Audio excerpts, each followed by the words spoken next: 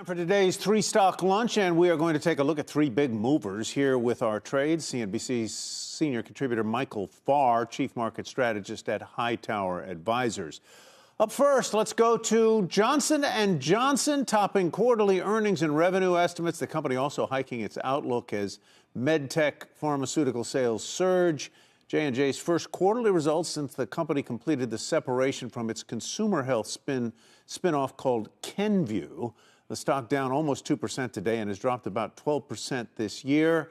We're throwing you some red meat here, Michael. What's your take on J&J?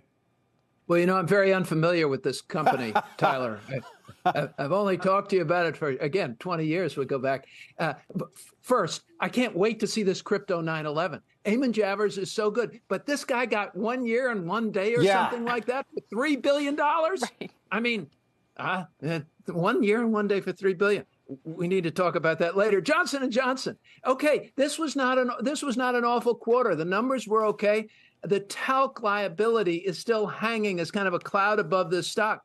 The pharma had outperformance. The oncology and immunology had outperformance. Oncology, sadly, is a very robust area for any company in the pharma business.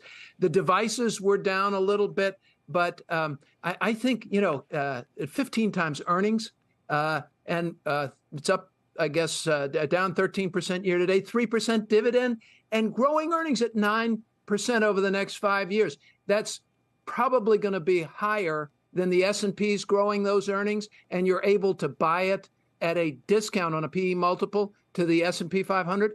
I like it. As you know, a AAA balance sheet. I've owned it for years and years, but I would add to it at these levels. It's a buy. Michael, they're going to kill me. Kenvue, give me a quick line on Kenvue. Are you happy they spun it off? You don't want to own it? Are you happy to own it? You're not worried about its underperformance? Real quickly. I think the spinoff was probably wise. I've sold mine off. I'll take a look at the company once I get a better sense of their financials for the longer term. All right, appreciate that. Let's go to Goldman Sachs then, because they're reporting this morning, topping estimates on stronger than expected bond trading. The stock is trading, somewhat under pressure, down about 2% today. Is that just the market? Is this better than expected, all things considered? What would you do here? They beat a lowered estimate, Kelly, at Goldman Sachs, and I'm happy that they're getting out of that consumer business. I mean, Goldman has not had a great year. I mean, they're down on the year about 10%, but you compare it to Citigroup down 21% or Bank of America down 26%. Not awful, right? Not awful. So it's right now Goldman Sachs is 1 times book value. Wow. 1 times book value. Now, one of the things I've always sort of said tongue in cheek, but not really, is, sometimes the customers make money at Goldman Sachs and sometimes they lose money at Goldman Sachs, but Goldman Sachs always makes money. I like this company for the long term. And when things are volatile, and they haven't been volatile, when things are volatile, these guys make even more money. So it's tough time for banks, rising interest rate environment. All of them have been under pressure.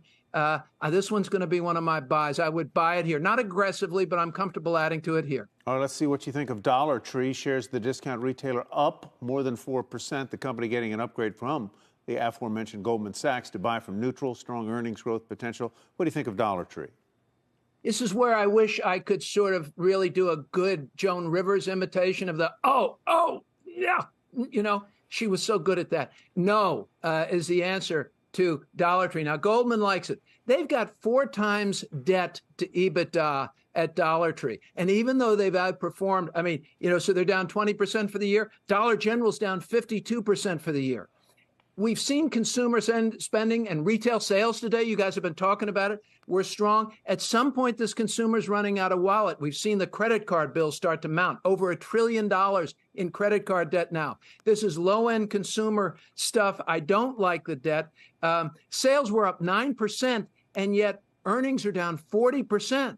So they're not able to pass the cost structure along. And with 4 times EBITDA debt, as those interest rates go up, that's going to really eat into margins and hurt those earnings going forward. I'm on the sidelines when it comes to Dollar Tree. Absolutely. So that's Sell it. A yuck from Michael Farr. Yuck. There you go. The Joan Rivers yuck. All right. Thank you, Michael. Good to see you.